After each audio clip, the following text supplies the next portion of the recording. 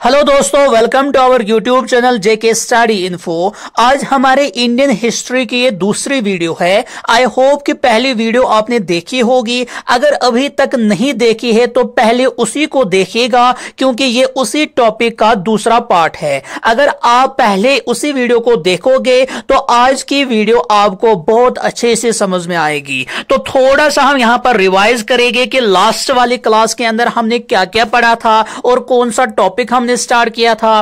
तो हमने यहां पर टॉपिक किया था स्टार्ट रिवॉल्ट ऑफ 1857, यानी कि 1857 के अंदर ये जो बगावत होती है वो क्यों होती है, किन के खिलाफ होती है। इस स्टोरी की जो शुरुआत है वो हमने की थी 1600 से ही, जब यहां पर ब्रिटिश की एक कंपनी ईस्ट इंडिया कंपनी तिजारत करने के लिए आती है। एंड उसके बाद हमने पढ़ा यहां पर कि 1757 के अंदर एक बैटल होती है जिसका नाम होता है बैटल ऑफ प्लेसी। एंड वो जो जंग है वो ब्रिटिशर्स जीत जाते हैं। एंड उसके बाद वो खाली हिंदुस्तान के अंदर तिजारत ही नहीं करते हैं, वो अपना पॉलिटिकल पावर भी बढ़ाते हैं। एंड जैसे ही वो पॉलिटिकल पावर अपना बढ़ाते हैं, अपनी आर्मी बढ़ाते हैं यहां पर, उसी के साथ साथ वो हिंदुस्तान के लोगों पर बहुत ही ज्यादा बुरी तरह से पेश आ जाते हैं। एंड वक्त के साथ साथ वो नई नई पॉलिसीज लाते हैं जिसकी वजह से हिंदुस्तान के लोग ब्रिटिशर्स से बहुत ज्यादा तंग आ चुके थे। तो कुछ यहां पर कुछ कॉजेस जिसकी वजह से 1857 का रिवॉल्ट होता है, कुछ कॉजेस के बारे में हमने ऑलरेडी पिछली क्लास के अंदर पढ़ा है। और आज इस वीडियो के अंदर और कुछ कॉजेस के बारे में हम देखेंगे कि वो कौन कौन से वजूहात थे जिन वजूहात के बिना पर यहां पर 1857 के अंदर ये रिवॉल्ट स्टार्ट हो जाता है। तो जो जो कॉजेस हमने पिछली क्लास के अंदर पढ़ी थी उनको थोड़ा सा हम यहां पर देखेंगे कि कौन कौन सा कॉज हमने पढ़ा था।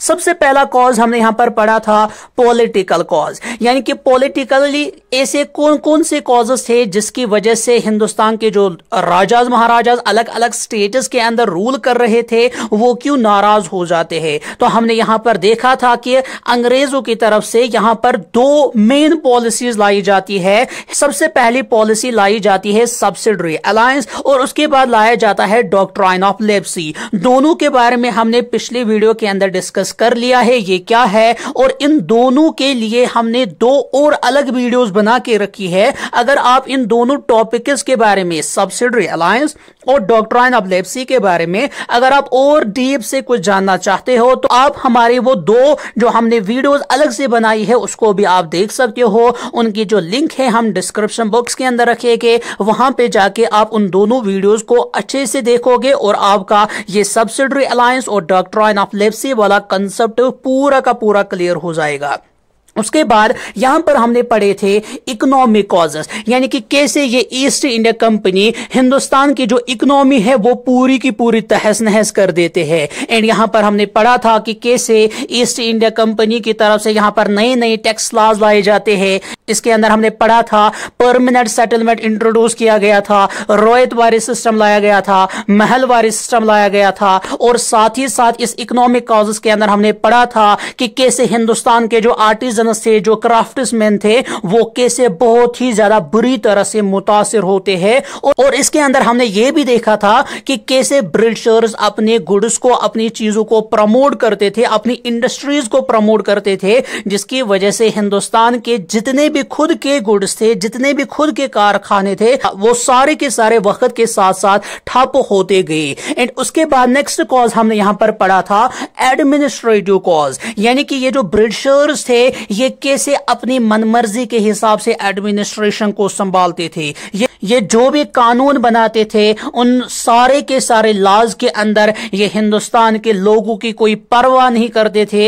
ये हर एक कानून वही बनाते थे जो उनको अपने इंटरेस्ट में होते थे। जिन कानूनों की वजह से इनको अपने फायदे होते थे ये वही कानून बनाते थे। तो इसकी वजह से भी यहां पर हिंदुस्तान के जो लोग हैं वो आहिस्ता आहिस्ता करके ब्रिटिशर से तंग आ जाते हैं और इनसे काफी नाराज हो जाते हैं। एंड ये सारे के सारे वजूहात बनते हैं आगे जाके जिसकी वजह से हिंदुस्तान के लोग मिलजुल के इन ब्रिटिशर्स के खिलाफ आवाज उठाते हैं। उसके बाद मेन कॉज यहां पर हमने पढ़ा था सोशो रिलीजियस कॉजेस। इसके अंदर अंदर जो ब्रिटिशर्स है, ये हमने पढ़ा था यहां पर इसके अंदर कि जो ब्रिटिशर्स है वो कैसे हिंदुस्तान के मजहब के साथ छेड़खानी करते हैं, कैसे वो हिंदुस्तान के समाज के साथ छेड़खानी करते हैं। जैसे इसके अंदर हमने पढ़ा था क्रिश्चियन मिशनरी एक्टिविटीज स्टार्ट करते हैं ये, साथ ही साथ हमने पढ़ा था सती सिस्टम को ये खत्म कर देते हैं। एक्चुअली सती सिस्टम को खत्म करना ये अच्छी बात थी, लेकिन उस जमाने के हिसाब से वो जो लोग उस जमाने के थे वो सती को सही करार देते थे अपनी मजहब के हिसाब से। इसलिए उस टाइम के जो लोग हैं ये इस सती सिस्टम को खत्म करने पर बहुत ज्यादा नाराज हो जाते हैं। एंड ये जितनी भी चीजें हैं वो हमने ऑलरेडी पिछले वीडियो के अंदर डिस्कस की है। अब यहां पर थोड़ा सा हम रिवाइज करते हैं। और साथ ही साथ ब्रिटिशर्स यहां पर विडो रिमैरेज सिस्टम लाते हैं। उसके बाद साथ ही साथ रिलीजियस डिसेबिलिटी एक्ट 1856 के अंदर पास होता है। ये सारे के सारे कॉजेस हमने पढ़े थे सोशो रिलीजियस कॉजेस के अंदर। उसके बाद लास्ट वाला कॉज हमने पढ़ा था पिछले वीडियो के अंदर, वो था एक्सटर्नल कॉजेस, यानी कि हिंदुस्तान के बाहर भी जो ब्रिटिशर्स है उन्होंने अलग अलग कंट्रीज के साथ, अलग अलग रियासतों के साथ अलग अलग जंगें लड़ी थी। और वो जो सारी की सारे जंगें हैं उनके अंदर इन ब्रिटिशर्स की हार हो जाती है। तो उसकी वजह से हिंदुस्तान के लोगों के अंदर थोड़ी सी कॉन्फिडेंस आ जाती है कि ये जो अंग्रेज है, ये जो ब्रिटिशर्स है, ये उतने भी ज्यादा ताकतवर नहीं है जितना हम इनको समझते हैं कि हम इनको हरा नहीं सकेंगे। ये तो ऑलरेडी पिट चुके हैं, ये तो हार चुके हैं, इनको तो बहुत सारी रियासतों ने हरा दिया है। तो इसकी वजह से हिंदुस्तान के लोगों के अंदर कॉन्फिडेंस जाग जाती है, हम भी अगर चाहेंगे तो हम भी इन अंग्रेजों को हरा सकते हैं। ये थे कुछ कॉजेस जो कि हमने पिछले वीडियो के अंदर पढ़े थे।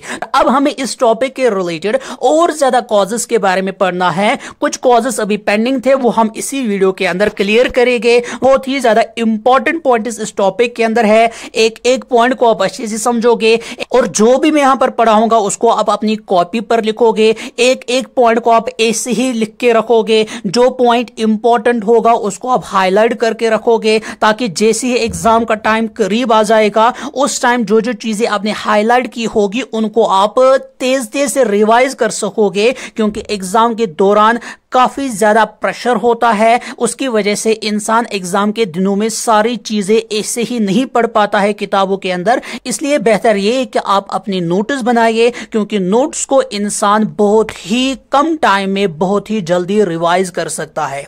अब यहां पर हम और कॉजेस के बारे में पढ़ेंगे और कौन कौन से कॉजेस थे जिसकी वजह से हिंदुस्तान के लोग नाराज हो जाते हैं। नेक्स्ट यहां पर हमें पढ़ना है डिस्कंटेंट अमंग सिपाहीज, यानी कि अब हमें पढ़ना है कि हिंदुस्तान के जो फौजी थे, यानी कि हिंदुस्तान के जो लोग थे जो कि ब्रिटिश की फौज के अंदर काम कर रहे थे, वो क्यों यहां पर नाराज हो जाते हैं। तो यहां पर अलग अलग रीजंस है जिसकी वजह से हिंदुस्तान के वो लोग जो कि ब्रिटिश की फौज के अंदर काम कर रहे थे वो नाराज हो जाते हैं। अलग अलग रीजंस के बारे में हमें यहां पर पढ़ना है। सबसे पहला रीजन है कि वो हिंदुस्तान के लोग जो कि ब्रिटिश के आर्मी के अंदर काम कर रहे थे एंड वो लोग जो कि ब्रिटिशर्स के खुद के ही अपनी आर्मी के अंदर काम कर रहे थे, यहां पर हिंदुस्तान के जो लोग थे उनको कम सैलरी दी जाती थी एज कंपेयर टू उस पर्सन के जो कि ब्रिटिश का खुद अपनी फौज के अंदर काम कर रहा होता था। और नेक्स्ट रीजन यहां पर यह है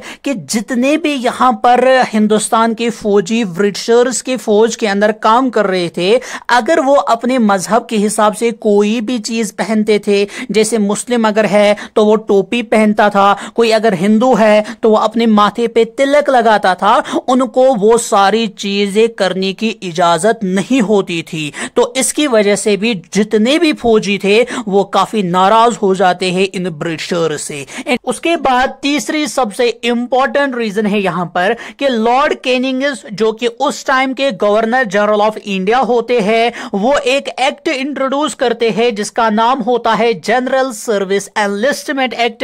एंड ये जो कानून है ये लाया जाता है 1856 के अंदर। अब हम देखते हैं कि इस कानून के अंदर क्या कहा गया, कि इस कानून के अंदर कहा गया हर एक सोल्जर जो कि बंगाल आर्मी का होगा उसको समंदर पार करके दूसरे मुल्क के अंदर भी जाना पड़ेगा जंग करने के लिए, तो उसको उस टाइम जाना ही पड़ेगा। तो अब हम यहां पर देखेंगे कि अगर किसी सोल्जर को यह कहा गया था कि आपको अपने मुल्क मुल्क को छोड़ के समंदर क्रॉस करके दूसरे मुल्कों के अंदर जाना पड़ेगा यहां पर जंग करने के लिए, तो उसको कौन सी दिक्कत थी? तो यहां पर दिक्कत एक ही थी कि हिंदू मजहब के हिसाब से उस टाइम यह माना जाता था कि अगर हम अपने मुल्क को छोड़ के समंदर पार करके किसी दूसरे मुल्क के अंदर चले जाएंगे, इसका मतलब यह है कि हम अपनी जात को ही खो सकते हैं। उसके बाद नेक्स्ट रीजन यहां पर यह है कि अगर कोई भी फौजी हिंदुस्तान से बाहर किसी दूसरे मुल्क के अंदर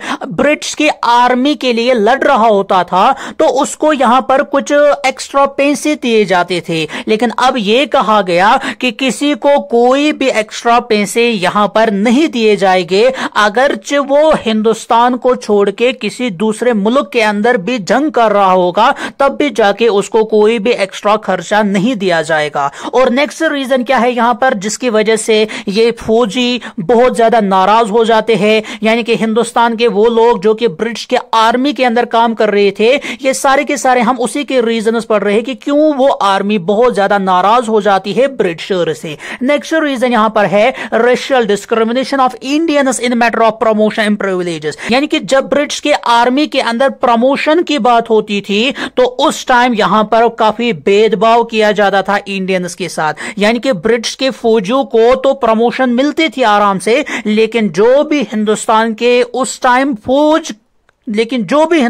लोग उस टाइम ब्रिटिश आर्मी के अंदर काम कर रहे होते थे, उनको यहां पर प्रमोशन करने के टाइम काफी भेदभाव झेलना पड़ता था। एंड ये थे कुछ रीजंस जिसकी वजह से हिंदुस्तान के अंदर जितने भी सिपाहीज थे जो कि ब्रिटिश की आर्मी के अंदर काम कर रहे थे, वो काफी ज्यादा नाराज हो जाते हैं ब्रिटिशर से। अब उसके बाद हमें यहां पर पढ़ने हैं इमीडिएट कॉजेस, यानी कि वो कौन कौन से वजूहात बनते हैं जिसकी वजह से 1857 का जो रिवॉल्ट है ये बहुत ही जल्द शुरू हो जाता है और साथ ही साथ ये बहुत ही ज्यादा तेजी से फैल भी जाता है। तो सबसे पहला रीजन इसके अंदर यही है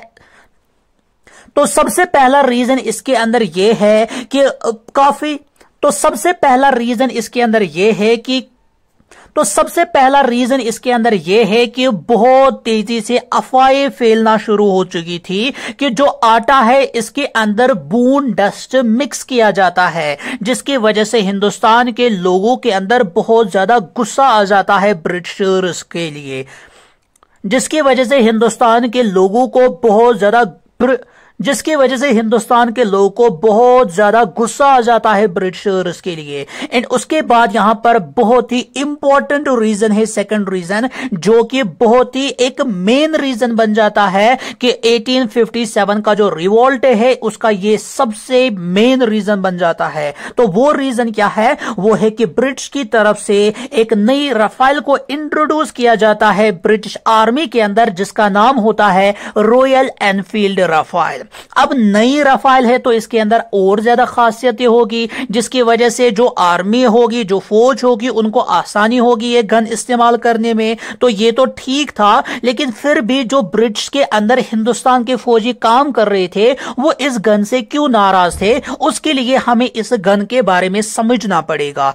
आप अगर यहां पर ध्यान से देखोगे इस गन की तरफ, इस गन के अंदर कार्ट्रिज का इस्तेमाल किया जाता था। तो इस कार्ट्रिज की बनावट कैसी होती थी? यहां पर इसके अंदर होती थी एक बुलेट और बुलेट के ऊपर होती थी गन पाउडर, और इसको रेप किया जाता था, यानी कि इसकी जो आउटर कवरिंग होती थी वो उस टाइम बताया गया था कि ये तो एक सोर के फेल्ड की बनी है और साथ ही साथ कैटल शीप एंड साथ ही साथ काऊ का जो फेट होता है उसकी बनी होती है। जैसे ही इस गन को इस्तेमाल करना होता था तो उस टाइम फौजियों को क्या करना पड़ता था कि यहां पर ये जो आउटर कवरिंग है, जो कि बताया जाता था कि ये सोर के चर्ब की बनी है और साथ ही साथ गाय या शीप के फेल्ड की बनी है, तो उस टाइम उनको ये आउटर कवरिंग ऊपर से कट करनी पड़ती थी। एंड उसके बाद यहां से इसके अंदर जो गन पाउडर होती थी वो यहां पर इसके अंदर गन के अंदर, यहां पर आप देख सकते हो कि कैसे यहां पर ये इस आउटर कवरिंग को यहां पर कट करता है अपने दांतों से।